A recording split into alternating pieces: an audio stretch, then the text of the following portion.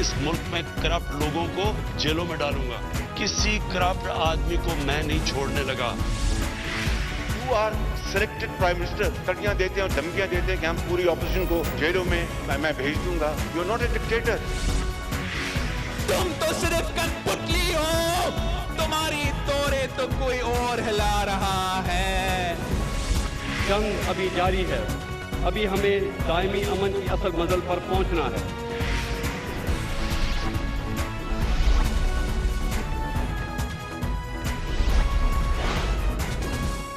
आप देख रहे हैं खबरों, तबसरों और तज्जियात पर मबनी पाकिस्तान का सबसे मोतबर न्यूज शो दुनिया, कामरान खान के साथ। अस्सलाम वालेकुम, मैं हूं कामरान खान।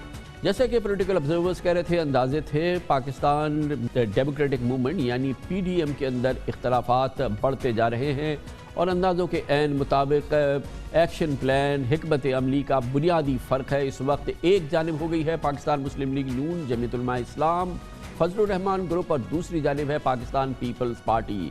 पाकिस्तान मुस्लिम लीग नून, जमीयत उलमा इस्लाम, मौलाना फजलुर रहमान का ख्याल है कि इस्तीफ़े देने चाहिए, पार्लियामेंट में एक बड़ा खिला पैदा कर देना चाहिए, मजबूर करना चाहिए हुकूमत को कि वो नए इलेक्शन कॉल करे, इमरान खान अपने इस्तीफ़ा दे दें। और इसी बस मंज़र में ज़ाहिर है कि फिर सेनेट इलेक्शन ना होने देने चाहिए और फिर आइंदा ज़िमनी इलेक्शन में भी हिस्सा नहीं लेना चाहिए। दूसरी जानिब पाकिस्तान पीपल्स पार्टी अंदाज़ों के ऐन मुताबिक, और जैसा कि साफ जाहिर था, उसने इस हिकमत अमली को मुस्तरद किया है। उसने कहा कि हर सूरत में आइंदा ज़िमनी इलेक्शन में भी हिस्सा लेना चाहिए, सेनेट इलेक्शन को खाली नहीं छोड़ना चाहिए, इस्तीफ़े नहीं देने चाहिए। पाकिस्तान तहरीक इंसाफ और इमरान खान का मुकाबला पार्लियामेंट में करना चाहिए, बशमूल पंजाब असम्बली, कौमी असम्बली और तमाम असम्बलीज़ में डट के मुकाबला करना चाहिए। ये है बिलावल भुट्टो की राय। जबकि मरियम नवाज शरीफ कहती हैं कि 400 इस्तीफ़े अगर हम हुकूमत के मुंह पे मारेंगे तो तख्ता उलट जाएगा। इन जाली असेंबलियों में बैठे रहे या इस्तीफा दे दें, इस्तीफे इनके मुंह पर मारे, ऐसा ही होगा। इस्तीफे उठा के इनके मुंह पर मारने चाहिए, ये पड़े तुम्हारे इस्तीफे। पूरी ऑपोजिशन जब रिजाइन कर देती है, 500 सीट्स के ऊपर इलेक्शन नहीं करा सकते बाय इलेक्शन। ये कोई खाला जी का घर नहीं है, आप इलेक्शन अनाउंस करेंगे तो क्या हम चूड़ियां पहन के घरों में बैठे रहेंगे? अब या आर या पार इंशाल्लाह। मरियम नवाज इस्तीफे पुकार रही हैं, पुकारती रही, मगर दूसरी जानिब बिलावल भुट्टो ने बिल्कुल सुनी अनसुनी कर दी। मसपा और पाकिस्तान पीपल्स पार्टी ने भी सुनी अनसुनी कर दी। पीपल्स पार्टी की सेंट्रल एग्जीक्यूटिव कमेटी इस हवाले से उसका ड्रॉप सीन भी उसने कर दिया है। बिलावल भुट्टो ने ज़िमनी इंतखाब, सेनेट इलेक्शन, हर सूरत में हर पार्लियामेंट के फोरम पे पाकिस्तान तहरीक इंसाफ का मुकाबला करना, इमरान खान के मुकाबले का ऐलान किया है। और ये बाकायदा ऐलान पाकिस्तान पीपल्स पार्टी की जानिब से कर दिया गया है। ये भी बताया गया है कि कल इस सिलसिले में पीडीएम का मरकज़ी सरबराही इजलास होना है। और ये जो इस वक्त खलीज पैदा हुई है, शायद इसकी वजह से कल बिलावल भुट्टो जरदारी पीडीएम के सरबराही इजलास में शायद शरीक ना हो, कम अज़ कम ये मीडिया के अंदर खबरें हैं। और ये बिल्कुल वाज़ेह है। अभी आपने मरियम नवाज़ का बयानिया सुना, इसके बरक्स पीपल्स पार्टी क्या कहती है। बिलावल भुट्टो जरदारी इसका दो टोक ऐलान भी कर चुके हैं। पाकिस्तान पीपल्स पार्टी की सीईसी की राय थी कि हम इस हुकूमत को हर फोरम पे बशमूल सेनेट इलेक्शंस में भरपूर तरीके से चैलेंज करें। हमें इस हुकूमत को पार्लियामान में भी चैलेंज करना चाहिए। हमें इस हुकूमत को पंजाब असेंबली में और नेशनल असेंबली में चैलेंज करना चाहिए। नो कॉन्फिडेंस मोशंस की सूरत में चैलेंज करना चाहिए। हमें इस हुकूमत को सेनेट इलेक्शंस में भी चैलेंज करना चाहिए, डट के उनका मुकाबला करना चाहिए। और हम समझते हैं कि पीडीएम अगर मिल के मुकाबला करते हैं, अगर हम मिल के उनका सेनेट इलेक्शंस में भी मुकाबला करते हैं, तो इंशाल्लाह हम कामयाब भी हो सकते हैं। जमहूरियत में आपको हर इख्तियार को इस्तेमाल करना चाहिए, हर फोरम को इस्तेमाल करना चाहिए। इसी दौरान पाकिस्तान डेमोक्रेटिक मूवमेंट की जानिब से ये फैसला भी किया गया, इसका बरबला इजहार भी किया मौलाना फजलुर रहमान ने, कि अब पीडीएम चाहेगी कि डायरेक्ट एक्शन हो, हड़ताल भी हो, शट डाउन भी हो, धरने भी हो। और इस हवाले से पाकिस्तान पीपल्स पार्टी का एक बार फिर मुख्तलिफ रवैया था। वैसे भी लॉजिकल बात है कि कैसे सिंध में हड़ताल होगी, कैसे हुकूमत सिंध जो पीपल्स पार्टी की है वो मुल्क में शट डाउन कराने के लिए कराची को, हैदराबाद को और सिंध के दूसरे इलाकों को کیسے یہ ممکن ہوگا کہ پاکستان پیپلز پارٹی استعفے دے کے حکومت گھر ختم کر کے اپنے گھر چلی جائے، یا اور اس کے ساتھ ہی پاکستان پیپلز پارٹی نے شاید یہی وجہ ہے کہ یہ فیصلہ بھی کیا تھا کہ فوری طور پہ ضمنی الیکشن جو ہونے والے ہیں اس کی بھرپور تیاری کی جائے، اور اس طرح سے پی ڈی ایم کی حکمت عملی یا مریم نواز اور مولانا فضل الرحمان کی حکمت عملی کو ایک اور بڑی چوٹ لگی۔ نہ صرف یہ کہ استعفے کا جو ایکشن پلان تھا وہ ناکام ہو گیا، شٹر ڈاؤن، ہڑتالوں، اور یہ جو ڈائریکٹ ایکشن کا حکمت پلان حکمت عملی تھی دھرنے کی، وہ بھی پیپلز پارٹی نے ویٹو کر دی۔ آج ہی فیصلہ کریں کہ ہم اسمبلیوں سے مستعفی ہوں گے۔ اگر ہم نے کوئی ڈھیلے ڈالے فیصلے کیے، روایتی قسم کے فیصلے کیے، مارچ آ رہا ہے۔ اگر مارچ میں سینٹ کا الیکشن ہو جاتا ہے تو پارلیمنٹ کا ایک حصہ ان جعلی لوگوں کے ہاتھ میں آ جائے گا۔ جلد سے ریلیاں اور مظاہرے، شٹر ڈاؤن کب ہوگا، پیاجام ہڑتال کب ہوگا، اس کا بھی ایک شیڈول طے کریں گے۔ اگلے دنوں میں ہم اس کی اسٹریٹجی بھی طے کریں گے کہ استعفے ہم نے کس وقت ڈھال بنا کر ان کے سر پہ مار دینے ہیں۔ ان اسمبلیوں کے ذریعے سے اگر سینٹ کے اگلے مرحلے کے لیے الیکشن ہوتے ہیں تو ظاہر ہے کہ وہ ایک جعلی قسم کے الیکشن ہوں گے، تو اس کے الیکٹرل کالج کو توڑنا یہ ایک جمہوری عمل اور آئینی عمل کا حصہ ہم تصور کریں گے۔ اس کے لیے اسٹریٹجی بھی ہم بنا رہے ہیں۔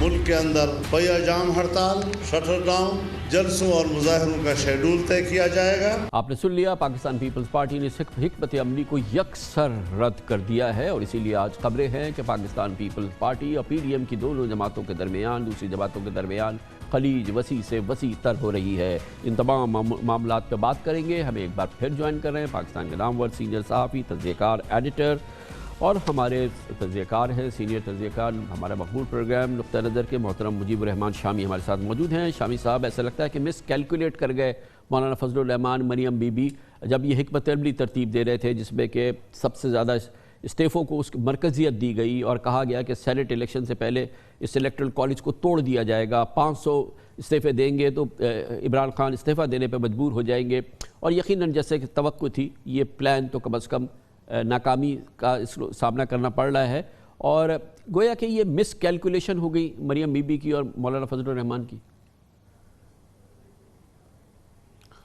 کامران خان صاحب، بہت شکریہ۔ آپ سے بات کرنا جو ہے بڑا باعث سعادت بھی ہوتا ہے اور باعث فخر بھی۔ میری آپ کی رائے سے جو پی ڈی ایم کی مختلف جماعتیں جو ہیں ان کے درمیان سینٹ کے انتخابات کے حوالے سے اختلاف پایا جاتا تھا اور اب بھی اختلاف پایا جاتا ہے، اور خود مریم نواز یہ بات مان چکی ہیں کہ مسلم لیگ کے اندر بھی یہ اختلاف موجود ہے۔ تو جب ابتدائی طور پر یہ بات کی جا رہی تھی کہ اگر استعفے دے دیے جائیں تو حلقہ انتخاب جو ہے سینٹ کا وہ متاثر ہو جائے گا، لیکن پھر جب قانونی ماہرین کی رائے سامنے آئی کہ حلقہ انتخاب متاثر نہیں ہوگا، اور اس کا نتیجہ یہ نکلے گا کہ جو حکمران جماعت ہے اس کو اپنے جثے سے زیادہ سیٹیں پنجاب میں اور خیبر پختونخوا میں مل جائیں گی، اور اگر سندھ میں سندھ کی اسمبلی کو توڑ سندھ جو ہے وہ سینٹ میں نمائندگی حاصل نہیں کر سکے گا۔ اس لیے یہ جو سینٹ کے انتخابات کے بائیکاٹ کا معاملہ ہے یہ دم توڑ گیا، اور میں سمجھتا ہوں کہ اب بھی ایک وسیع تر رائے یہی پائی جاتی ہے پی ڈی ایم میں کہ سینٹ کے انتخابات میں حصہ لینا چاہیے، اور پیپلز پارٹی نے کھل کر اس کا اظہار کر دیا ہے، اور مسلم لیگ نون کے اندر بھی یہ شدت سے اظہار ہو رہا ہے۔ آپ نے خود دیکھا کہ مریم جو کہہ رہی تھی کہ استعفے جو ہیں وہ سپیکر کے منہ پہ دے، یعنی آپ سپیکر کو دے دیں، اگر جو دو ارکان ہیں مرتضیٰ جاوید عباسی اور سجاد آوان جن کے استعفے غلطی تے سپیکر کے پاس چلے گئے ہیں، مریم کہہ رہی تھی کہ وہ ان کو واپس نہ لیں، وہ ان کو کہیں کہ ہم نے استعفے دے دیے ہیں، لیکن ان ارکان نے یہ پوزیشن اختیار نہیں کی اور سپیکر کے پاس جا کے کہا کہ یہ استعفے ہم نے آپ کو نہیں بھیجے، اور آج سپیکر نے بھی فیصلہ کر دیا اور ان ارکان کے استعفوں کو مسترد کر دیا۔ تو یہ ایک جذباتی اظہار خیال اور ہے، اور سنجیدہ سوچ جو ہے وہ اس کا تو ساتھ اس میں نہیں تو دے پھر رہی۔ شامی صاحب اس میں تو پھر زرداری صاحب اور پیپلز پارٹی کی حکمت عملی اور ان کی سوچ اور گائیڈنس رہنمائی پریویل کر گئی، وہ ان کی سوچ زیادہ بہتر رہی۔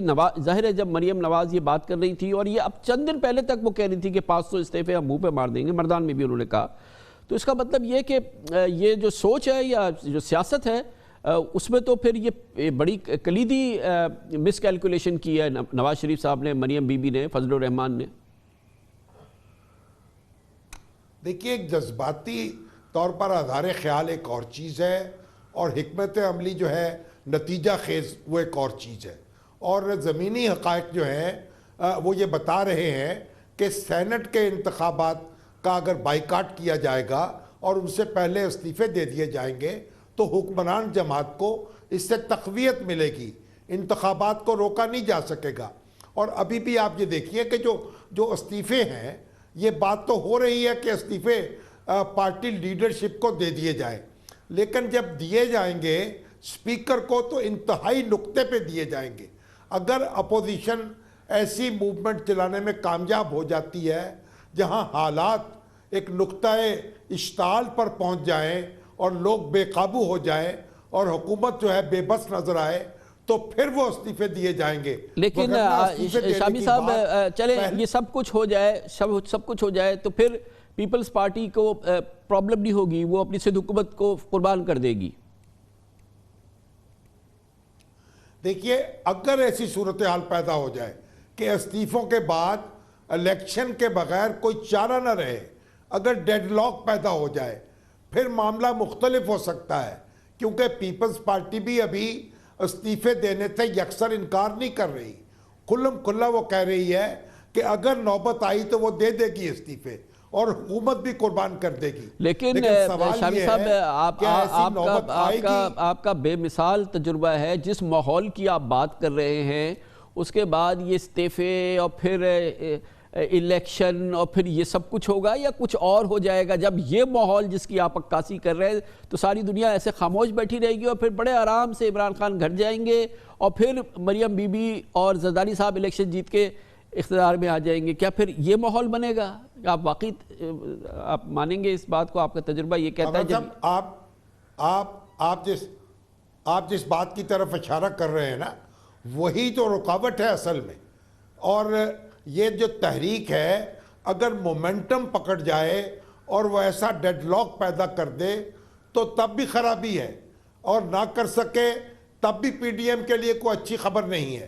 دیکھیے ناکامی عشق یا کامیابی دونوں کا حاصل خانہ خرابی۔ بہت بہت شکریہ محترم مجیب الرحمان شامی ہمارے ساتھ موجود تھے۔ ٹھیک کا بند، پی ڈی ایم کی تحریک کامیاب ہوتی ہے تو خرابی، ناکام ہوتی ہے تو خرابی۔ پی ٹی ایم ایک بار سوچ لے اچھی طرح سے۔ کمرشل بریک، اس کے بعد ذکر کریں گے لاہور میں گندگی کے ڈھیر لگ گئے۔ جی ہاں، لاہور میں چاروں طرف گندگی کے ڈھیر نظر آ رہے ہیں۔ ترک کمپنیوں کے پاس معاہدہ تھا، کہا کہ ڈالرز میں معاہدہ کیا گیا تھا، کسی صورت میں پنجاب حکومت بوجھ نہیں اٹھا سکتی، لیکن کم از کم متبادل انتظام تو کرے، وہ بھی ابھی نظر نہیں آ رہا ہے۔ بہت بری حالت ہے لاہور کی صفائی کے حوالے سے، اس کی بات کرتے ہیں چھوٹے سے وقت۔ لاہور کی کبھی پہچان باغوں کے شہر کی حیثیت سے ہوتی تھی اور یہ کافی غلط بات بھی نہیں تھی، لیکن آج کل اس کی پہچان بہت ہی مختلف و تشویشناک ہوتی جا رہی ہے۔ لاہور کے شہریوں کو تشویش ہے کہ یہاں پر اب کچرا کنڈیاں اگائی ہیں اور جگہ جگہ کچروں کے ڈھیر نظر آ رہے ہیں۔ شہر کے گلی محلوں کو چوک چوراہوں سڑکوں پر گندگی کے ڈھیروں کی خبریں آ رہی ہیں، اور لاہور ویسٹ مینجمنٹ کے ادارے اور ترک صفائی کمپنی کے تنازعات کا خمیازہ لاہوریوں کو بھگتنا پڑ رہا ہے۔ سابق وزیر اعلیٰ پنجاب شہباز شریف پر ٹرک کمپنیز کو انتہائی مہنگے ٹھیکے دینے کا الزام لگا ہے، جبکہ وزیر اعلیٰ بزدار کی حکومت کا قصور ہے کہ وہ مؤثر متبادل نظام نہیں لا سکی ہے۔ نتیجتاً لاہور میں شاید ہی کوئی ایسا علاقہ ہو جہاں اس وقت کوڑا کرکٹ کے ڈھیر نہ نظر آتے ہوں۔ بعض علاقوں میں 3 ہفتے سے کچرا نہ اٹھنے کی وجہ سے تعفن پھیل رہا ہے اور شہری ہمیں ٹیلی فون کر کے شکایات درج کرا رہے ہیں۔ لاہور میں ہماری نمائندہ فضا ریاض نے مختلف علاقوں میں صفائی ستھرائی کا جائزہ لیا۔ آنکھوں دیکھا حال ہم آپ کو دکھاتے ہیں۔ سال 2020 جو کہ اختتام پذیر کی جانب جا رہا ہے اور لاہور مزید گندگی میں ڈوبتا جا رہا ہے۔ تبدیلی سرکار نے جو دعوے کیے تھے، جو وعدے کیے تھے اور یہ کہا تھا کہ لاہور کو خوبصورت رکھیں گے اور پنجاب کا یہ دل ہے، پاکستان کا یہ دل ہے، لاہور اس کو خوبصورت بنایا جائے گا، لیکن اس وقت صورتحال کیا ہے؟ اس وقت پورا لاہور گندگی اور کوڑا کرکٹ کے ڈھیر میں ڈوبا ہوا ہے۔ ये इतना कूड़ा करकट जो लगा हुआ है इतने महीनों का तो नहीं आप कह सकती,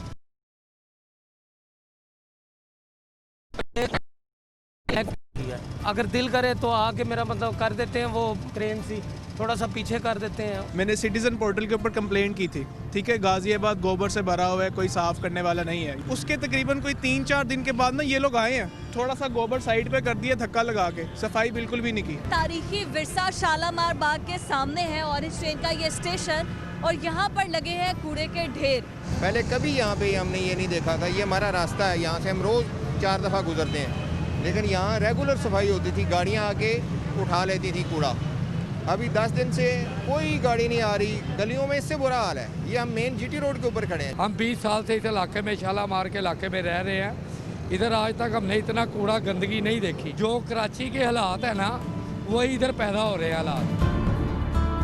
नाज़रीन, इस वक्त लाहौर की हम एक दूसरी लोकेशन पर मौजूद है। मेरे अकब में आप देख सकते हैं कूड़े का ढेर लगा हुआ है दीवार के साथ। उसके बिल्कुल सामने गर्ल्स हाई स्कूल है गवर्नमेंट, और एक तरफ मदरसा है, एक तरफ स्कूल है। कूड़ा कोई यहाँ से उठा ही नहीं रहा, कोई उठाए तो पता लगे। जहाँ से इकट्ठा करके सारा ये चौक में आके फेंक जाते हैं। ये जो अभी कम पड़ा हुआ है, ये 3-4 दिन पहले तो इतना ज़्यादा था, तो यहाँ से गुजरना मुहाल था, गुजरा नहीं जाता था। चंद साल पहले तक तो ख़ास तौर पे लाहौर में मिसाली सफाई देखने में आती थी, और उसकी वजह ये थी कि साबिक वज़ीर आला पंजाब शहबाज शरीफ ने लाहौर में सफाई का ठेका 2 ट्रक कंपनी ओसपाक और अलबायारा को दिया था, और उनके साथ ये कचरे उठाने का माहिदा था, जो अब ख़त्म हो गई और आज उसका आखिरी दिन है और अब इसकी तजदीद नहीं की गई है। लेकिन 10 दिसंबर से फ़रीक़ैन में अदायगी में ताख़ीर, माहिदे की खिलाफ वर्जी और मुबैना करप्शन के इल्ज़ामात की जंग में शिद्दत आई थी। कंपनीज़ ने सफाई का काम करना छोड़ दिया था, जबकि ज़िले इंतज़ामिया ने माहिदा ख़त्म होने से 10 रोज़ कबल पुलिस के साथ धावा बोलकर कचरा उठाने की मशीनरीज अपने कब्जे में ले ली थी। इस सारे कज़िये का पस मंज़र हम जानते हैं इस रिपोर्ट में। साबिक वज़ीर आला पंजाब शहबाज शरीफ लाहौर की सफाई और कचरा उठाने के लिए मार्च 2010 में लाहौर वेस्ट मैनेजमेंट कंपनी का क़याम अमल में लाए थे। LWMC ने पहले इस्तांबुल म्यूनसिपलिटी का इंतज़ाम संभालने वाली कंपनी स्टाक को लाहौर से कचरा उठाने और सफाई सुथराई की जिम्मेदारी का समझौता किया, और फिर 2012 में 2 तुर्क कंपनियों अल बुराक और ऊसपाक के साथ मुआहिदा किया गया। मुआहिदे के तहत दोनों तुर्क कंपनियां दिसंबर 2020 तक लाहौर भर से यौमिया 600 मीट्रिक टन कचरा उठाने की पाबंद थीं। मुआहिदे के तहत ठेके की मियाद खत्म होने पर तुर्क कंपनियों ने अपना सामान और machinery Lahore waste management company को देने की यकीन दहानी कराई थी, लेकिन मुआहिदे की तकमील से पहले ही सूरत हाल ऐसी हो गई कि लाहौर वेस्ट मैनेजमेंट इदारे ने शहर में सफाई सुथराई के मसाइल का सबब बनने और मुआहिदे की खिलाफ वर्जी पर दोनों कंपनियों के साथ मुआहिदा ख़त्म कर दिया। 7 बिलियन रुपीस की ओवरऑल कुछ वर्क्स ऐसे हैं जो कि दे were suppose to do as per the contract and they have not done.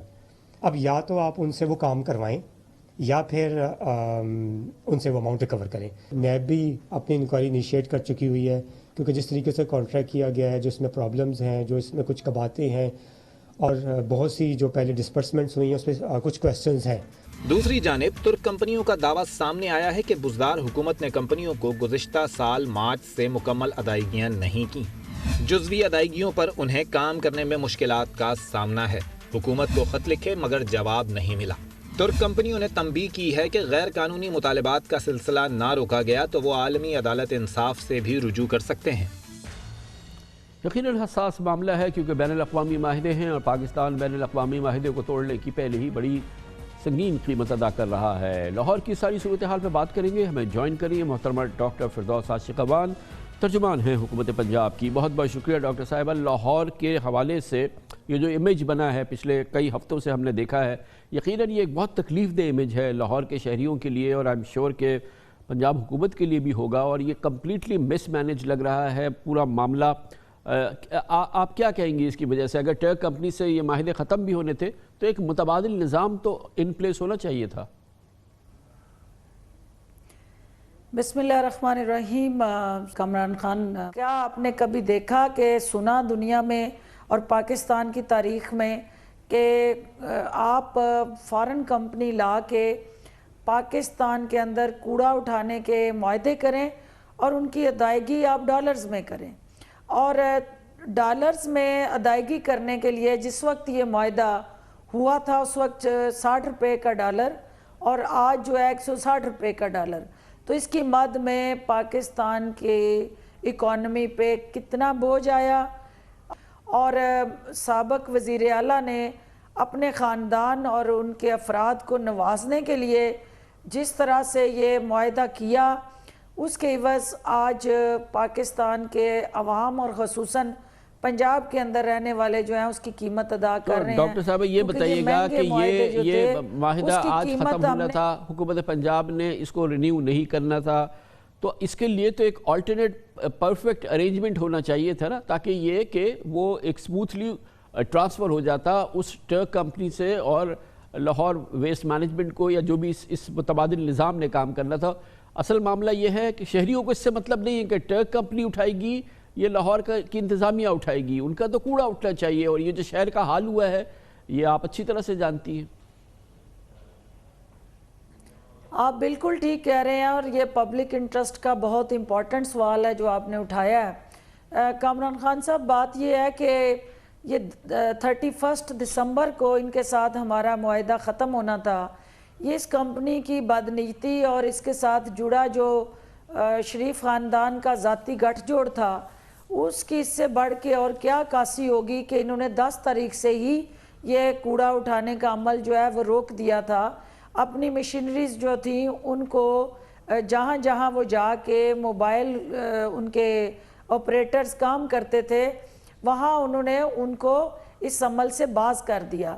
بار بار حکومتی اداروں کی انٹرونشنز اور ریکویسٹ کے باوجود کہ آپ کا معاہدہ 31 دسمبر کو ختم ہوگا، جب تک یہ معاہدہ چل رہا ہے آپ اپنی ذمہ داریاں ادا کریں۔ مگر وہ کہتی ہیں کہ پنجاب حکومت پہلے ہی ڈیفالٹ کر رہی تھی، اس کی جو ڈیو پیمنٹس تھی وہ اس کو نہیں دی جا رہی تھی پچھلے 1 سال سے۔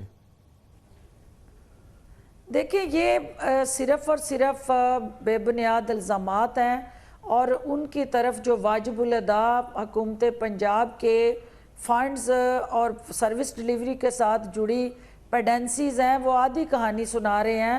دوسری کہانی جو ہے وہ حکومت یہ کہتی ہے کہ آپ کا عدالت کے اندر یہ چلے گئے، اور عدالت میں جا کے یہ کیسے ہو سکتا ہے کہ ابھی آپ کا معاہدہ چل رہا ہو، آپ پابند ہوں 31 دسمبر تک کے، اور آپ عدالت سے یہ کہیں کہ یہ مشینری ہمیں ہینڈ اوور کی جائے اور ہم حکومت کے ساتھ کام نہیں کرنا چاہتے، تو اس کا مطلب یہ ہے کہ آپ اپنے معاہدے کی خلاف ورزی کر رہے ہیں۔ آپ کا یہ سوال کہ عوام کو اس سے کوئی غرض نہیں، بالکل آپ بجا کہہ رہے ہیں۔ اس کے لیے حکومت نے الٹرنیٹیو پلان دی ہے۔ ہم جو ان کا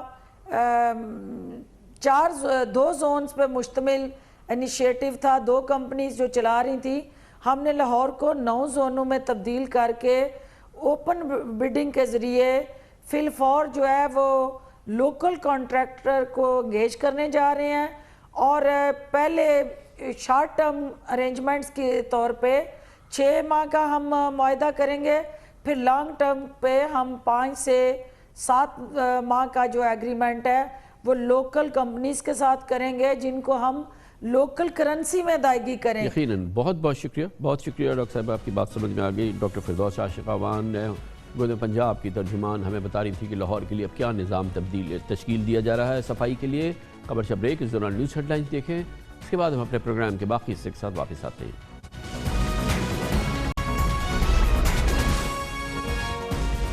آپ دیکھ رہے ہیں خبروں، تبصروں اور تجزیات پر مبنی پاکستان کا سب سے معتبر نیوز شو دنیا، کامران خان کے ساتھ۔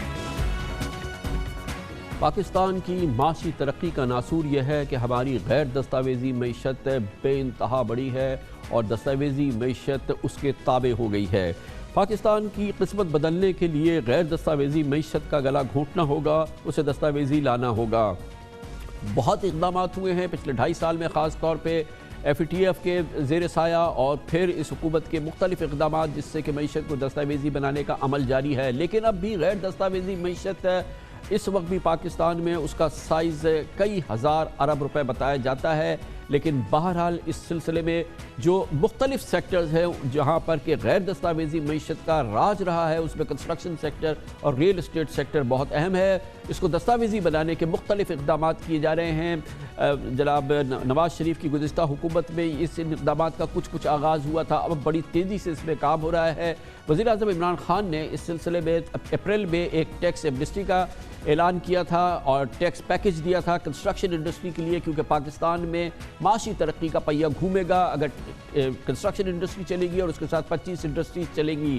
آج اس کا آخری دن تھا، مگر آج بہت ہی معروف اور بہت ہی کرٹیکل اعلان کر دیا آج وزیر اعظم عمران خان نے، جب انہوں نے کہا کہ یہ جو کھرب پتی کنسٹرکشن انڈسٹری ہے اس کو ڈاکیومنٹ کرنے کے لیے جو میجرز لیے جا رہے ہیں، اس سلسلے میں آج کنسٹرکشن مراتی پیکج جو آج ختم ہو رہا تھا اس میں زبردست توسیع کا انہوں نے اعلان کیا اور اس ایکسٹینشن کا اعلان کر دیا۔ یہ بہت امپورٹنٹ ہے کیونکہ آج کل پاکستان فی الحال سسپینڈڈ ہے، لیکن آئی ایم ایف پروگرام کے تحت ہے اور یقیناً یہ آئی ایم ایف کے مشورے کے بعد اور بہت ہی مشکل یہ حاصل ہوئی ہوگی یہ اجازت آئی ایم ایف سے کہ اس کنسٹرکشن انڈسٹری سے منسلک جو ٹیکسیشن پیکج ہے یا ایمنسٹی ہے اس میں اضافہ کر دیا جائے۔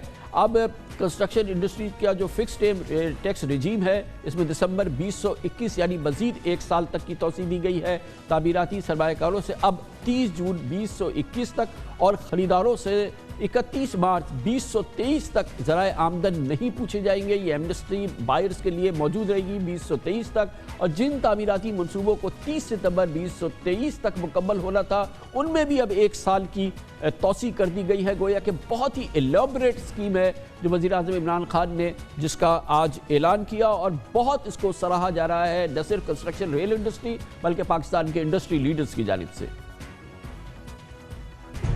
جو فکس ٹیکس رجیم تھی وہ 31 دسمبر 2021 تک ہم نے ایکسٹینڈ کر دی ہے۔ دوسرا جو ایک اور ایگزیمپشن جس کو سیکشن 111 کہتے ہیں، جو disclosing the source of income of investment, یعنی جو آپ جب انویسٹ کرتے ہیں پراپرٹیز میں، اس کی ہم نے ایکسٹینشن 30 جون 2021 تک کر دی ہے۔ جو پروجیکٹس کی کمپلیشن ہونی تھی 30 سپٹمبر 2023 اس کو ایک سال مزید اور ایکسٹینڈ کر دیا۔ Exemption for disclosing source of investment for buyers, جو خریدار جن کو ڈسکلوز کرنا پڑتا تھا سورس آف انکم، اس کو بھی ہم نے 31 مارچ 2023 تک ایکسٹینشن دے دی۔ کنسٹرکشن کو ہم پورا بیک کریں گے، میں پھر اپنی کمٹمنٹ رکھ رہا ہوں جس کی وجہ سے ہم نے آپ کو یہ ایکسٹینشنز دی ہیں انسینٹیوز میں۔ جتنی بھی رکاوٹیں ہیں، جتنے بھی ریڈ ٹیپ ہے راستے میں کنسٹرکشن انڈسٹری کے، وہ دور کریں گے۔ آلریڈی موبلائز کیا گیا ہے پاکستان کی بینکنگ انڈسٹری، پہلی بار مارٹگیج فائنینسنگ ہو رہی ہے پاکستان کی تاریخ میں پہلی بار، اور جی کھول کے بینک تعمیرات کے لیے قرضے فراہم کر رہے ہیں اور وہ بھی بہت ہی آسان قسطوں پہ۔ گویا اب بینک بھی مزید ایک سال تک گھروں اور فلیٹس کی تعمیرات اور خریداری کے لیے صرف 5 سے 7% معمولی ریٹس پر قرضے دیں گے کیونکہ تمام کنسیشن آگے بڑھیں گے۔ آج وزیر اعظم عمران خان نے بتایا کہ آلریڈی 166 پروجیکٹس FBR کے پورٹل پر رجسٹر ہو چکے ہیں، گویا کہ پہیہ چل پڑا ہے، جبکہ 116 ارب روپے کے منصوبے اس وقت منظوری کے مراحل میں ہیں۔ وزیر اعظم نے یہ بھی بتایا کہ تعمیراتی سرگرمیوں سے صرف پنجاب میں 2.5 لاکھ نوکریاں پیدا ہوں گی۔ اس میں کوئی شک نہیں ہے کہ لاکھوں نوکریاں اب پیدا ہوں گی، اور ابھی فی الحال سندھ کے جو پروجیکٹس ہیں وہ اس وقت اپروول کے آج ناصر حسین شاہ صاحب نے کہا کہ سندھ حکومت بہت مستعدی سے اس پہ کام کر رہی ہے اور یقیناً یہ جو ابھی بیک لاگ ہے یہ بہت جلد کلیئر ہو جائے گا، تو یقیناً پاکستان میں لاکھوں نوکریوں کی اب گنجائش پیدا ہوگی انشاءاللہ 2021 میں، جب یہ کنسٹرکشن کی جو تعمیرات ہیں یہ باقاعدہ گراؤنڈز پہ نظر آئیں گی۔ اپریل کے جو ہم نے کنسٹرکشن کے لیے انسینٹیوز دیے تھے اس میں اب تک مجھے بڑی خوشی ہے یہ بتاتے ہوئے کہ 186 ارب کے پروجیکٹس FBR کے پورٹل کے اوپر رجسٹر ہو چکے ہیں، اور جو رجسٹر ہونے ہیں جو ڈرافٹ فارم میں ہیں وہ ہیں 116 ارب کے کنسٹرکشن پروجیکٹس۔ پنجاب کے اندر اس کے علاوہ 163 ارب کے پروجیکٹ شروع ہو چکے ہیں اور 136 ارب کے جو پروجیکٹس ہیں وہ ان کی ابھی اپروول کا پروسیس چل رہا ہے۔ صرف پنجاب میں اس سے جو اکنامک ایکٹیویٹی جنریٹ ہوگی وہ تقریباً 1500 ارب روپے کی ایکٹیویٹی، جس کی وجہ سے 2.5 لاکھ نوکریاں پنجاب کے اندر ہوں گی۔ بینکس نے جو ٹوٹل پیسہ दिसंबर 2021 तक उन्होंने जो वादा किया है वो है अब तक 378 अरब रुपया कंस्ट्रक्शन एक्टिविटी के लिए उन्होंने सेपरेट रखा हुआ है। इस साल जो बड़ा कारनामा हुआ वो ऑटोमेटेड अप्रूवल रिजीम्स है। सीडीए को, एलडीए को, पंजाब ने और केपी ने ये ऑटोमेशन के ऊपर बहुत जबरदस्त काम किया। इसका मतलब ये कि जो इतनी महीने और साल लगते थे अप्रूवल्स पे, वो अब हफ्तों के अंदर ऑटोमेशन की वजह से हो जाएंगे। तो इनको खास तौर पे ये 3 सूबों ने बड़ा जबरदस्त काम किया इस पे। बहुत पर्सनल मेहनत रही है वज़ीर-ए-आज़म इमरान खान की, और यकीनन अनबिलीवेबल सिचुएशन रही है, क्योंकि हर जुमेरात को पिछले कई महीनों से, तकरीबन 7 महीने से वज़ीर-ए-आज़म हर जुमेरात को कंस्ट्रक्शन पैकेज की मीटिंग लेते हैं, लीड करते हैं। उससे पहले बुध को गवर्नर स्टेट बैंक की मीटिंग लेते हैं, और इस किस्म की कंसिस्टेंसी, इस किस्म की मुसलसल उसकी ओवरसाइट इससे पहले हमने किसी मामले में नहीं देखी है। और ये प्राइम मिनिस्टर और पूरी गवर्नमेंट की वजह से ये पूरा मामला जो है यकीनन अब इसके असरात भी सामने आएंगे, और आज इस सिलसिले में बहुत मेजर डेवलपमेंट हुई है। इस पर तफसील से रोशनी डालेंगे। हमें ज्वाइन कर रहे हैं इस पूरे प्रोजेक्ट में भी, और इन तमाम उमूर में जो हुकूमत की मशावरत रही है उस पर बहुत शरीक रहे मोहतरम शौकत तरीन साहब, पाकिस्तान के बहुत ही मायनाज बैंकर और साबिक वज़ीर ख़जाना है हमारे साथ। शौकत तरीन साहब, ये बहुत ही एलेबरेट और बहुत ही कॉम्प्रिहेंसिव आज प्राइम मिनिस्टर ने एक्सटेंशन दी है इस पैकेज में, क्वाइट अनप्रेसिडेंटेड। जी कामरान साहब, ये बिल्कुल इसकी ज़रूरत थी, क्योंकि अप्रैल में जो पैकेज अनाउंस हुआ था तो आपको उससे मालूम है कि इससे पहले जो है कंस्ट्रक्शन या जिसको हाउसिंग सेक्टर कहते हैं वो उसमें फॉर्मल जो बैंकिंग चैनल्स हैं उसका हिस्सा बिल्कुल नहीं था, और 0.25% मॉर्गेजेस हैं पाकिस्तान में जीडीपी के, वेरेज इंडिया 9% है, थाईलैंड 26 है, मलेशिया कुछ 36 है, और कोरिया 180% है जीडीपी का। तो हमारे पास तो एक बिल्कुल जिस तरह ना होने के बराबर। तो उसमें जैसे ही ये पैकेज अनाउंस हुआ तो सारे लोग बैठ गए, बैंक्स भी बैठ गए, बाकी ये जो कंस्ट्रक्शन इंडस्ट्री वाले ये भी साथ बैठे। तो ये सारी चीज़ों राय रास्त पे लाने के लिए टाइम लगता है। तो हमें ये पता था कि ये जो दिसंबर 2020 की जो डेडलाइन है, जिसमें लोगों ने अपने प्रोजेक्ट अनाउंस भी करने थे और टैक्स की एमनेस्टी भी थी, तो ये काफ़ी नहीं होगी। लेकिन हम दूसरी साइड पे IMF का प्रोग्राम भी चल रहा था। लेकिन एक तो मैं ये ज़रूर कहूँ कि पहली बात तो है, it always starts from the top. Prime minister Imran Khan ने इसमें बहुत ही मेहनत की है। हर हफ्ते जिस तरह आप कह रहे हैं NCOC की मीटिंग होती है, और फिर एक कमेटी गवर्नर ने भी बनाई, गवर्नर स्टेट बैंक ने। उसके बीच में कंस्ट्रक्शन कंपनी के जो हैं, इंडस्ट्री के भी उसमें लोग हैं, सीनियर बैंकर्स भी हैं, और मैं भी उसमें पार्टिसिपेट करता हूं। और उसमें हर किस्म की जो चीज़ें हैं उसमें देखी गई कि भाई कैसे इस चीज़ को आगे लेके जाया जाए। तो एक दफ़ा ये अब जो मेजर इश्यूज़ हैं, और इसमें सबसे बड़ा जो इशू था वो तो आपको पता ही है, फोरक्लोजर लॉ का था। वो भी सितंबर अक्टूबर के बीच में उसको भी ठीक कर लिया गया। तो ये अब हो गया। तो अब जो जिस तरह आप कहेंगे पोर्टल्स पे तो आ गए हैं FBR के, लेकिन इसकी जो कंस्ट्रक्शन जो है वो अब होना शुरू होगी, और इसलिए प्राइम मिनिस्टर ने एक बड़ा ही वक्त के ऊपर ये अनाउंस किया है इसकी एक्सटेंशन। तो शौकत तरीन साहब, इसमें 2 इंपॉर्टेंट चीज़ें ना, एक तो ओवरऑल इकॉनमी के लिए ये बड़ी इंपॉर्टेंट है क्योंकि इससे 25-30 इंडस्ट्रीज जुड़ी हुई हैं, नए जॉब्स क्रिएट होंगे। मगर ये एक न्यूक्लियस है, ये मंबा है जो हमारे यहाँ अनडॉक्यूमेंटेड इकॉनमी है। जितनी लोग इस तरफ आते जाएंगे, इस स्कीम से फ़ायदा उठाते जाएंगे, इतना हिस्सा तो हमारा डॉक्यूमेंट होता चला जाएगा ना इन ईयर्स टू कम। ये मेजर अचीवमेंट है ना इसकी। कामरान खान साहब, देखें, कोई दुनिया की इकॉनमी जो है ना वो 7-8% की ग्रोथ रेट पे नहीं जाती जब तक उनकी जो कंस्ट्रक्शन और मॉर्गेज जो इंडस्ट्री है वो डेवलप ना हो और वो अपना हिस्सा ना डाले। आपको मालूम है कि अमेरिका के बीच में जब वो कहते हैं कि इकॉनमी ऊपर जा रही है नीचे, तो वो कहते हैं हाउसिंग स्टार्ट्स क्या हैं, ऊपर जा रहे हैं या नीचे जा रहे हैं, क्या मतलब घर बन रहे हैं या नहीं बन रहे। تو یہ ہمارا یہ تو ایک اپنا پرابلم ہے نا، ہماری انڈاکومنٹڈ اکانومی ہے، لیکن دنیا میں کسی جگہ بھی اکانومی نے اگر گرو کرنا ہے تو یہ ایک ایسی چیز ہے جو ایک قسم لازم چیز ہے کہ کنسٹرکشن اور مارگیج انڈسٹری کو اپنا حصہ ڈالنا ہی ڈالنا ہے۔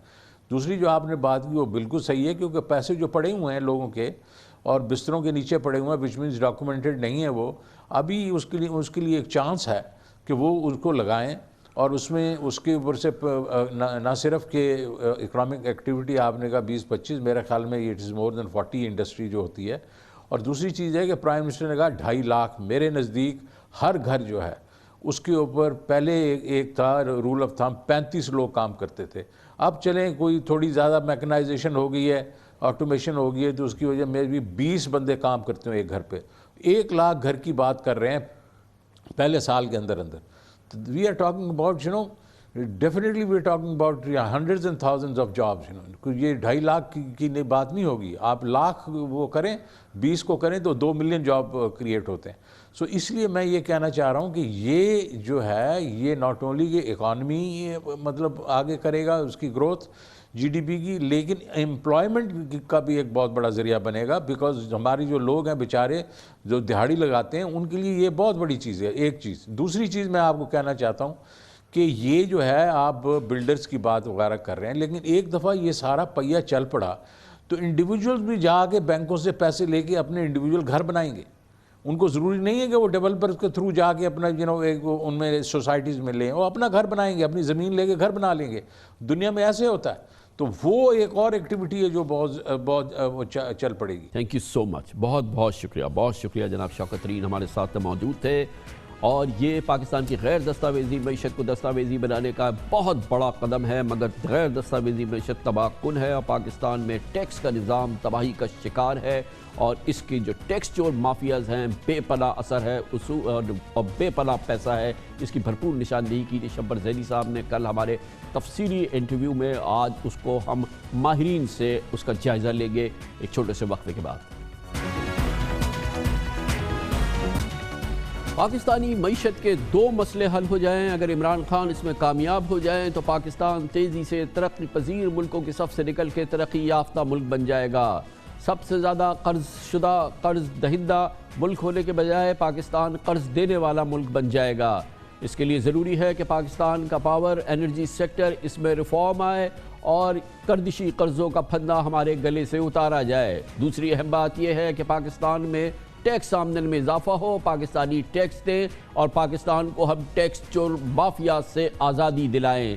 پاکستان کی حکومت نے اس سال ٹیکسوں کا ہدف 4,963 ارب روپے رکھا ہے، جو پچھلے سال کے 3,990 ارب روپے سے 973 ارب روپے زیادہ ہے۔ یہ کیسے ممکن ہوگا؟ 22 کروڑ آبادی میں 27 لاکھ یعنی صرف 1.5% پاکستانی ٹیکس فائلرز ہیں، ان میں بھی 10 لاکھ لوگ صفر آمدن ظاہر کر رہے ہیں، یعنی کہ ان کا نام انٹین میں ہے لیکن وہ آمدنی صفر دکھاتے ہیں۔ 2 ہفتے پہلے ایف بی آر نے ٹیکس دائرہ کار بڑھانے کے لیے 8,32,000 نان فائلرز کو نوٹسز بھی جاری کیے گئے ہیں۔ یہ پاکستان کے لیے بہت ہی کلیدی معاملہ ہے، اور دراصل پاکستان کی اس حوالے سے پاکستان کے جو ٹیکس مسائل ہیں، کل ہم نے ایک سیر حاصل پروگرام کیا، پورا پروگرام وقف کیا۔ ہم نے دعوت دی جناب شبر زیدی کو، جو پاکستان میں ٹیکس معاملات کے حوالے سے یقیناً تجربہ کار ترین شخصیات میں سے ایک ہیں۔ انہوں نے اپنی زندگی کا، اپنے تجربے کا 38 سال فرگوسن میں گزارا ہے، اور یقیناً پاکستان کے ٹیکس نظام کو بہت قریب سے اور ہینڈز آن انہوں نے ڈیل کیا، اور اس کے بعد وہ عمران خان حکومت میں 11 ماہ تک چیئرمین ایف بی آر بھی رہے، اندر باہر سے اس معاملے کو سمجھتے ہیں، اور اسی لیے کل جب ہم نے ان کو بلایا، انہوں نے پاکستان کی کھربوں روپے کی ٹیکس چور مافیاز کے اثر و رسوخ کی آئیڈینٹیفیکیشن کی، ان کو پہچانا اور بتایا کہ آخر کیوں پرویز مشرف ہو، فوجی حکومت ہو، آصف زرداری ہو، نواز شریف ہو، ان کی حکومتیں اس ٹیکس چور مافیا کے سامنے بے بس دکھائی دی یا ان کے ساتھ ملی ہوئی تھی۔ اب وزیر اعظم عمران خان کا ٹیکس چور مافیا سے مقابلہ ہے، ڈو اور ڈائی سچویشن ہے ان کے لیے بھی اور پاکستان کی معیشت کے لیے۔ کل ہمارے پروگرام میں جناب شبر زیدی نے خوب دل کی بھڑاس نکالی، اپنے تجربے کا نچوڑ پیش کیا، بڑے تفصیلی انداز میں ٹیکس چور مافیاز کی نشاندہی کی اور بتایا کہ پاکستان کے مسائل کیا ہیں۔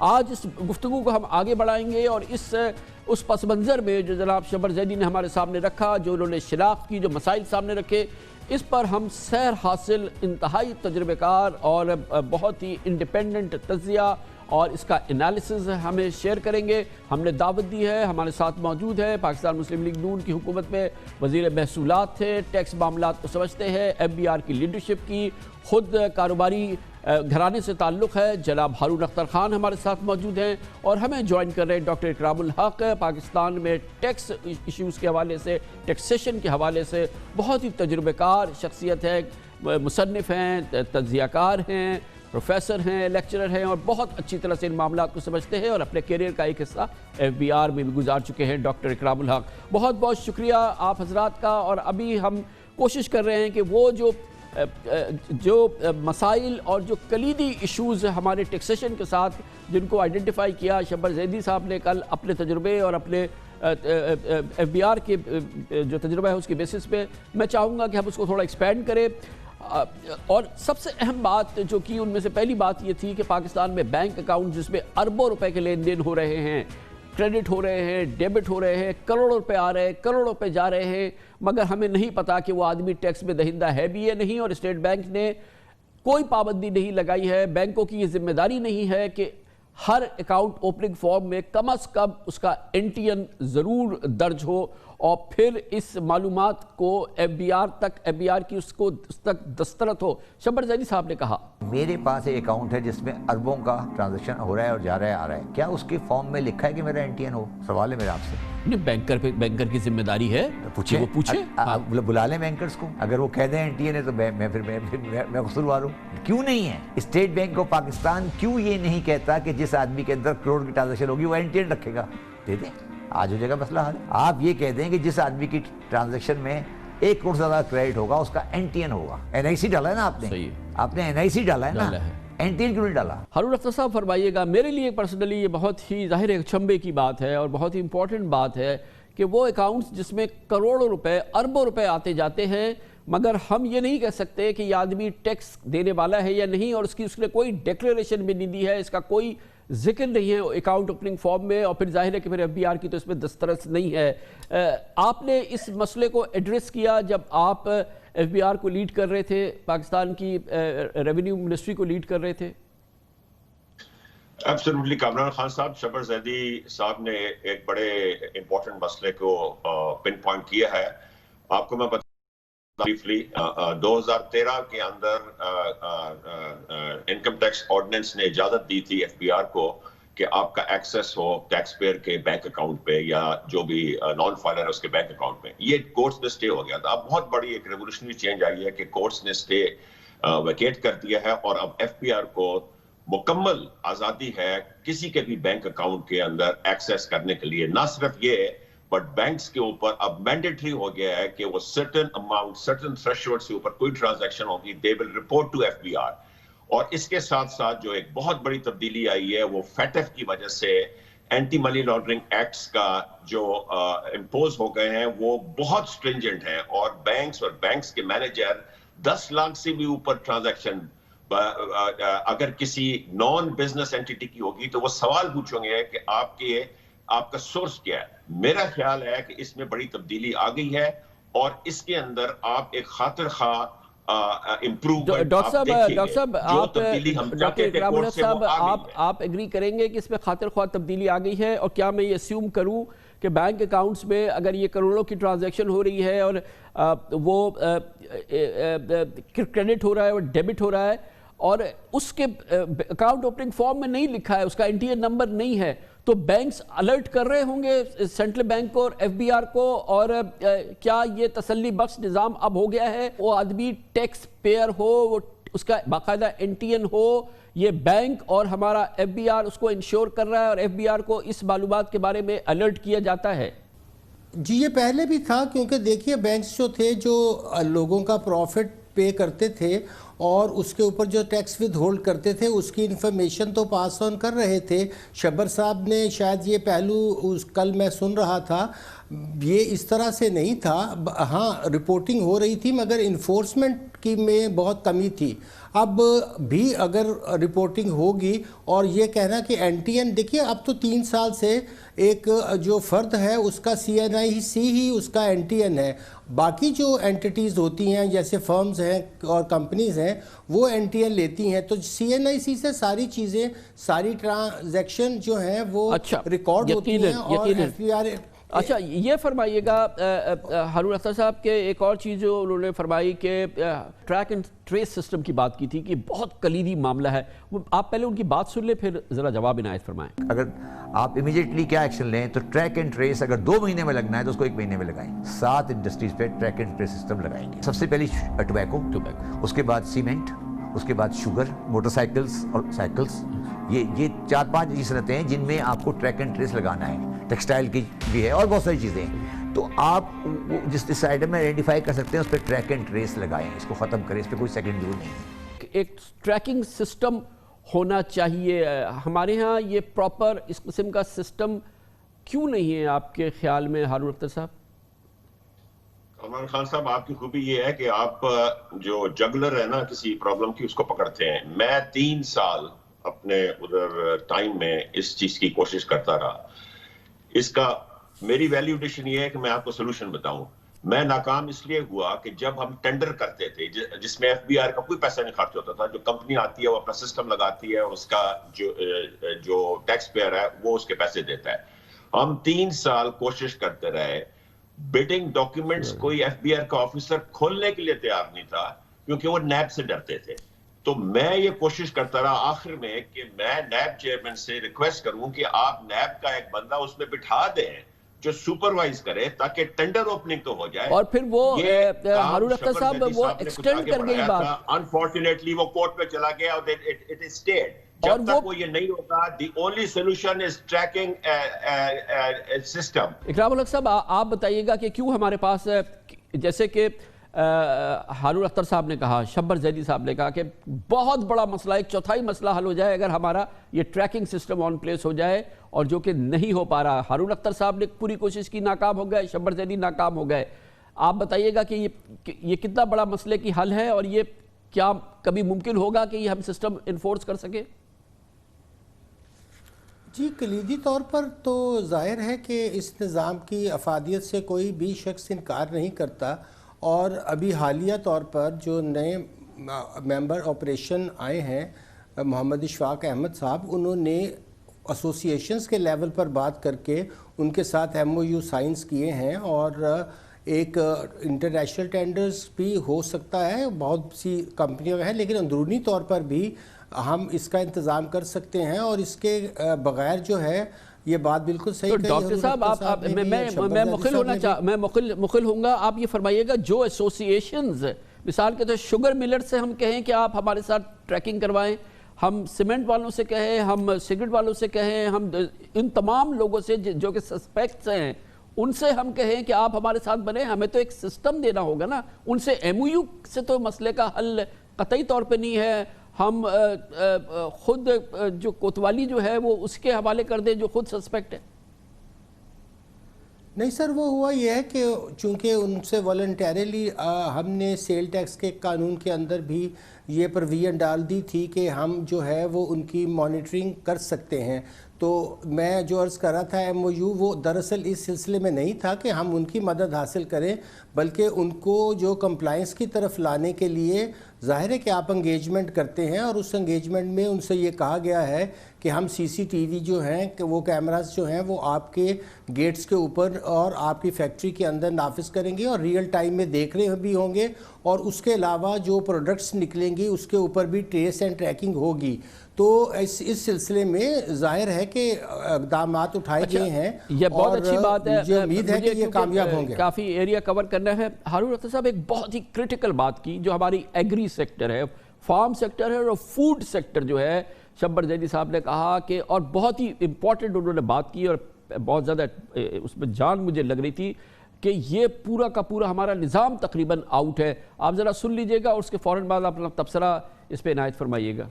جو زراعت میں مڈل مین ہے, جو گروور ہے, اس کو کچھ نہیں مل رہا اور کنزیومر کو ٹائم آف دا پرائز دینی پڑ رہی ہے. درمیان میں 10% جو 200% مارجن ہے وہ ایک آڑتی کا ہے, اور وہ آڑتی اتنا پاورفل ہے کہ وہ جس کموڈٹی کی آپ کہیں وہ قیمت بڑھاتا ہے اور قیمت کم کرتا ہے. میں نے ایک آڑتیوں سے میٹنگ کی, میرے سامنے سارے آڑتی آئے, میں نے آڑتیوں کو کہا, انہوں نے کہا شاہ جی تاڑے بزدہ کا روگ نہیں ہے. اسی لیے کبھی بھی ایگریکلچر کے اندر آپ سوچے بھی نہیں کہ آپ کبھی ٹیکس کے اندر گھس سکیں گے جب تک آپ اس فائنینشیل سیٹ اپ کو نہیں توڑتے. 20 کروڑ کی آبادی کے تمام فوڈ آئٹم کسی پہ ایک دھیلا ٹیکس نہیں آتا, انکم ٹیکس. آپ بتا دیں, اگر آتا ہے تو مجھے بتا دیں.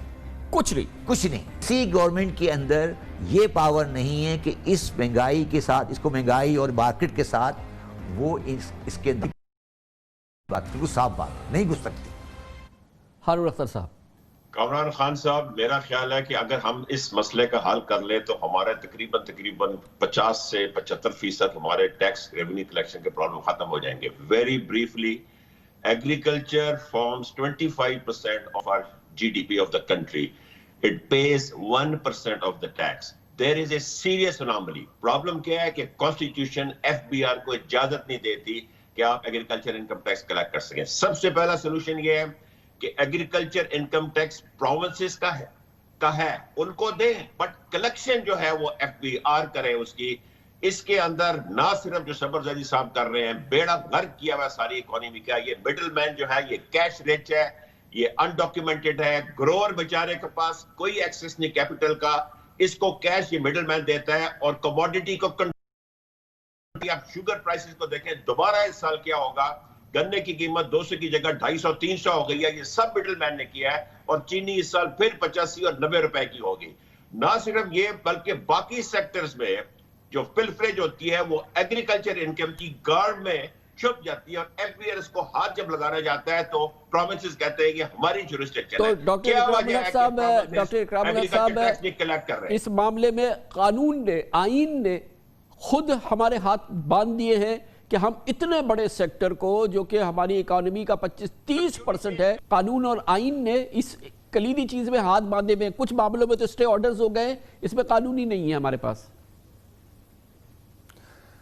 دیکھیے, اس کے دو پارٹ ہیں. ایک ایگریکلچر انکم کی جو ڈیفینیشن ہے وہ تو فارمرز کی حد تک ہے کہ اس کی حد تک تو یہ وفاقی جو ہے قانون اس پہ لاگو نہیں ہو سکتا کیونکہ یہ براہ راست صوبوں کے پاس ہے. مگر جب وہ بکتا ہے اوپن مارکیٹ میں, یا آپ جس سے آڑتی کی منڈیوں میں کہتے ہیں, وہاں پہ تو ٹیکس ایگزمپشن جو ہے وہ کوئی ایگریکلچر کی تھوڑی ہوتی ہے. وہ تو شبر زیدی صاحب نے شاید کل ذکر نہیں کیا ہوگا کہ وہ آڑتیوں سے جو ایک ود ہولڈنگ ٹیکس تھا وہ بھی لگایا تھا, مگر انفورسمنٹ اگر ان کے زمانے میں نہیں ہوئی یا کسی اور زمانے میں نہیں ہوئی تو وہ سیکشن تو وہاں موجود ہے, اور وہ انکم بھی ایگزمپٹ نہیں ہے اور ایگریکلچر بھی نہیں ہے. ظاہر ہے کہ میں جب کموڈٹی لے کر اس کو ریٹیل میں بیچوں یا ہول سیل میں بیچوں تو وہ کوئی بھی کموڈٹی بھی ہو اس پہ ٹیکس لگے گا. جہاں تک ایگریکلچر انکم ٹیکس کی ڈیفینیشن کا تعلق ہے وہ تو محدود ہے صرف فارمر تک. تو میں یہ سمجھتا ہوں کہ جیسے کموڈٹی مارکیٹ سے ہوتی ہے دنیا میں, اگر آپ میں خریدے گا, کیش میں بیچے گا آڑتی, تو سر کیسے ڈاکیومنٹ ہوگا وہ, اس پر ٹیکس کہاں سے لگے گا؟ جی میں عرض کر رہا تھا اسی کا حل یہ موجود ہے کہ ساری دنیا کے اندر جو ہے انہوں نے مارکیٹس کو جو ہے وہ کمیونٹی کے اندر انہوں نے بالکل ایک ایکسچینج کی طرح لیا ہے. جیسے آپ کی ایکسچینج ہے, اسٹاک ایکسچینج ہے, اسی طرح کموڈٹی کی بھی ہمارے یہاں اس کا قانون بنا مگر آگے نہیں بڑھا. اس کے اندر وہ آپ دیکھ سکتے ہیں کہ اس وقت اس کموڈٹی کی کیا اوپن مارکیٹ کے اندر ویلیو ہے, اور جو وہاں کے پھر لوگ ہوتے ہیں بیچ والی رائٹیشن والی چیز ہے اس کو ختم کرنا پڑے گا. چھوٹے سے بریک کے بعد واپس آتے ہیں اور اپنی گفتگو جاری رکھیں گے.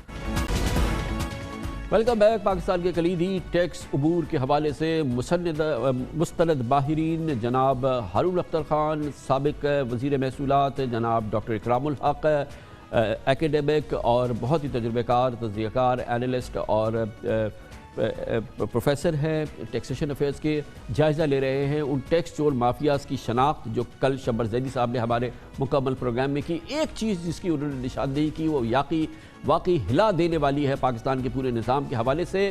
ہارون اختر صاحب سن لیجئے گا اور پھر اس کے بعد آپ کا جواب بہت اہم ہوگا۔ مجھے یہ بتائیں کہ پاکستان میں بزنس کے اکاؤنٹس کتنے ہیں؟ 4.5 کروڑ سے اوپر ہیں۔ اچھا ٹھیک ہے۔ اور ان میں سے صرف کروڑ 1.5 کروڑ ہیں جو ڈکلیئر ہیں ٹیکس میں۔ 3.5 لاکھ کے انڈسٹریل کمرشل کنیکشن ہیں، جو سیل ٹیکس کے ایکچوئل ایکٹیو ٹیکس پیئر ہیں وہ 40 سے 45 ہزار ہیں۔ جس آدمی کے پاس انڈسٹریل کمرشل میٹر ہے اس کا ٹیکس میں رجسٹر ہونا لاء میں لکھا ہوا ہے، ہم نے کبھی انفورس نہیں کیا۔ میں نے کم از کم اپنے دور میں کم از کم 8 خط لکھے، میں نے ہر ڈسکو کے بندے سے ایم ڈی سے خود بات کی کہ آپ کے پاس 3.5 لاکھ انڈسٹریل کنزیومر ہے، آپ مجھے اس کا ڈیٹا دے دیں، میں اس کے جا کے پکڑ لوں گا۔ کسی ڈسکو نے مجھے انفارمیشن نہیں دی۔ ہارون اختر صاحب 3.5 لاکھ انڈسٹریل کمرشل کنیکشن ہے اور 50,000 کے قریب جو ہے وہ ایکٹیو ٹیکس پیئر ہیں، ڈیٹا تک نہیں ہے۔ 1 لاکھ ایسے ہیں جو کہ نام ہے مگر وہ تو لوگ مرے ہوئے، ان کو سالوں گزر چکے ہیں۔ انبلیویبل، روکتے کھڑے کر دینے والے حقائق ہیں۔ کامران خان صاحب یہ ایک بہت ہی اہم چیز ہے۔ مسئلہ یہ ہوتا ہے کہ when the push comes to shove for revenue collection تو یہ جو already documented لوگ ہیں، انڈسٹریز ہیں جو پیسہ دے رہی ہیں، ان کو دباتے ہیں، اور آج کل یہ ہے کہ ڈیمانڈز کریٹ ہو رہی ہیں unrealistic۔ یہ وہ چیزیں ہیں جہاں ہم نے کانسنٹریٹ کرنا ہے، اور یہ وہ چیزیں ہیں جس کو براڈننگ آف ٹیکس بیس کی بات کرتے ہیں۔ اگر اس وقت یہ حالت ہے کہ اتنے زیادہ انڈسٹریل کنیکشنز ہیں، کمرشل کنیکشنز ہیں اور وہ رجسٹرڈ نہیں ہیں، تو یہ سراسر FBR کی غلطی ہے۔ اگر آپ کے 4.5 کروڑ بزنس اکاؤنٹس ہیں جس کے اندر صرف 1 کروڑ کا NTN نمبر ہے تو یہ FBR کی نااہلی ہے اور 7 بینکوں کی نااہلی ہے۔ اس کے اوپر فوری طور کے اوپر فوکس کرنا چاہیے، اور یہ براڈننگ آف ٹیکس بیس ہے جو ہم آہستہ آہستہ کر کے لا رہے تھے، جیسے ہم نے یہ اتنے ٹیکس لاز لے کے اور جیسے ہم نے ٹیکس بیس بڑھائے۔ اس وقت یہ ہے کہ آپ کی فائلرز بڑھ رہے ہیں، ٹیم FBR کی ٹاپ پہ بہت اچھی ہے پر ریونیو نہیں آ رہا۔ کیا وجہ ہے؟ یہ وجہ ہے کہ آپ ٹیکس پیئر جو ہے اس کو سختی کر رہے ہیں، اور یہ لوگ جو ہے جن کو لانا ہے اپنے ڈیٹ میں، اس کے اوپر محنت نہیں کی جا رہی۔ جی، اور ڈاکٹر اکرام الحق صاحب آپ بتائیے گا کیوں FBR ہاتھ پہ ہاتھ دھرے بیٹھا ہے؟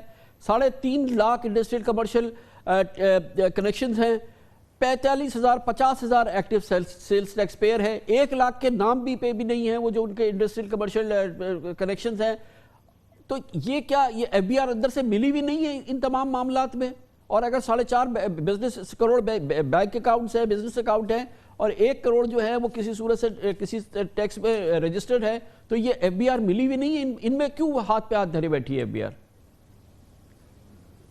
جی، ایک قصر تک چونکہ ود ہولڈنگ کے نظام کے ذریعے پیسہ آتا رہا، چاہے وہ بجلی کے بلوں کے ساتھ کمرشل جو بھی یوز کرتا ہے اور انڈسٹریل بھی، اور فگر بھی 4.5 ملین ہے۔ اور اس کا تذکرہ میں نے جب ڈاکٹر حفیظ شیخ صاحب کے ساتھ مکالمہ ہوا تھا، انہوں نے مجھ سے رائے مانگی تھی، تو میں نے بتایا تھا کہ یہ کتنے افسوس کی بات ہے کہ اس میں سے صرف اتنے کم لوگ جو ہیں رجسٹرڈ ہیں اور وہ بھی ٹیکس نہیں دیتے۔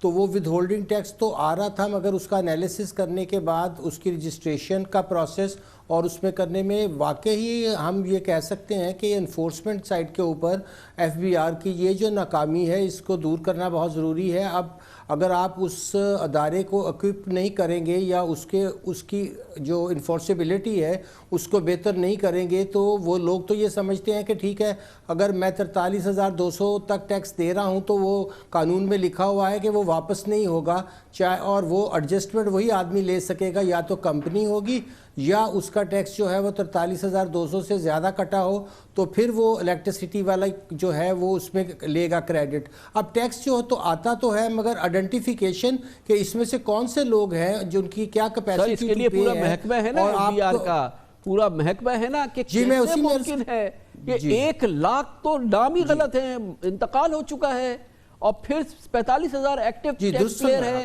اور آپ کہیں گے ود ہولڈنگ تو مجھے مل جاتا ہے، چاہے وہ ٹیکس جو ہے وہ 45,000 آپ کو ود ہولڈنگ ٹیکس دے رہا ہو، مگر ٹیکس وہ 45 لاکھ کا کھا رہا ہو، آپ کو پرواہ نہیں ہے، ملے بغیر تو نہیں ہوتا نا۔ ہارون اختر صاحب آپ بتائیے کہ آپ نے بھی کوشش کی کہ یہ جو ٹیکس انکم ٹیکس کی مافیا ہے، جو معاف کیجیے گا FBR کی مافیا ہے، جو کالی بھیڑیں ہیں، سب نہیں ہیں، یقیناً نہیں ہیں، بہت اچھے لوگ بھی ہیں، یہ تو خود اس دھندے میں براہ راست بھی ملوث ہیں، فرنٹ مین کے ذریعے بھی ملوث ہیں، اور پھر اس پورے معاملے کے اندر وہ ان کے مرضی کے بغیر یہ کیسے ہو سکتی ہیں یہ ساری چیزیں؟ تو کھنگالنا جو ہے اس پورے معاملے میں پہلے تو ایف بی آر کو بھی تو چھاننا پڑے گا نا. 100% صحیح. مافیا ہر اس جگہ ہوتی ہے جہاں منی کی ٹرانزیکشن ہوتی ہے, کیونکہ ایف بی آر میں ملک کی سب سے بڑی منی ٹرانزیکشن ہوتی ہیں. ادھر سب سے بڑی مافیا ہوگی, پہلے بھی تھی, ابھی بھی ہے اور آئندہ بھی رہے گی. اس کو ہم نے کم کرنا ہے. اور مسئلہ یہ ہے کہ جب بھی آپ ڈریکونین پاورز بناتے ہیں اور اس کو ڈسکریشنری پاورز بنا کے نیچے لے کے جاتے ہیں اور پھر یہ سارے ادارے آپس میں جو ہے کمپیٹ کرتے ہیں, تو یہ کرپشن وہاں ہوتی ہے. ٹرائیڈ ٹیسٹڈ چیز ہے کہ آپ جتنی پاورز ڈریکونین نیچے لے کے جائیں گے, جتنی ڈسکریشنری پاورز نیچے لے کے جائیں گے, وہاں کرپشن بڑھے گی.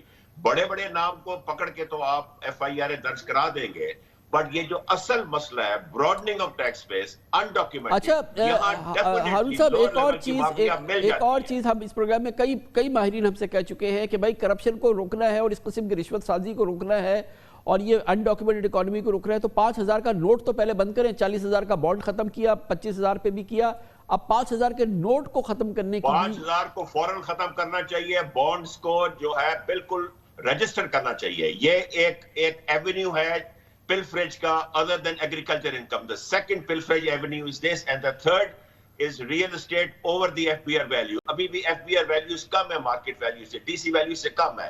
آپ نے کوئی بھی ونڈو دی نا پاکستان میں, سارے کا سارا پیسہ وہاں جا کے انڈاکیومنٹڈ چلا جائے گا. تو ڈاکٹر اکرام الحق صاحب, 5,000 کا نوٹ بند ہونا چاہیے. جی, کوئی بھی ایسے انسٹرومنٹ جس کے ذریعے اس طرح کی پلفریج ہوتی ہے اس کو ظاہر ہے کہ روکنا ہماری ذمہ داری ہے. اور یہ بات بالکل واضح ہے کہ 815 بلین کے جو پرائز بانڈ تھے وہ جب نواز شریف صاحب کی حکومت تھی پچھلی اور آخری سال میں اس کے بعد شاہد خاقان عباسی صاحب رہے, تو بیٹا دیکھا تو میں حیران ہوا کہ 5 سال میں 815 بلین کے پرائز بانڈ خریدے گئے. اور یہ ایک چیز کو ظاہر کرتا تھا کہ اس کو آہستہ آہستہ ہمیں ایک دم بھی روکنا. انہوں نے پھر 50,000 کا بند کیا, 40 کا کیا, مگر کوئی بھی ایسا ایوینیو ہمیں چھوڑنا نہیں چاہیے جس کے ذریعے لوگ جو ہیں وہ اپنی جو ٹیکسیبل انکم ہے اس کو کسی اور کے جو ہے بیس میں, اور اس میں آپ نے صحیح کہا کلوسیو ارینجمنٹ کے بغیر یہ چیزیں نہیں ہوتی. بڑی نوازش جناب ہارون اختر خان صاحب, جناب ڈاکٹر اکرام الحق. اس کے ساتھ ہی ہمارے آج کے پروگرام کا اختتام ہوتا ہے. کل آپ سے پھر ملاقات ہوگی انشاءاللہ. کل تک کے لیے کامران خان کو اجازت. اللہ حافظ. Hi, it's Sayyeda Shanaz here. Thank you for watching Dunya News. For more videos and updates, don't forget to click the subscribe button. Keep watching Dunya News.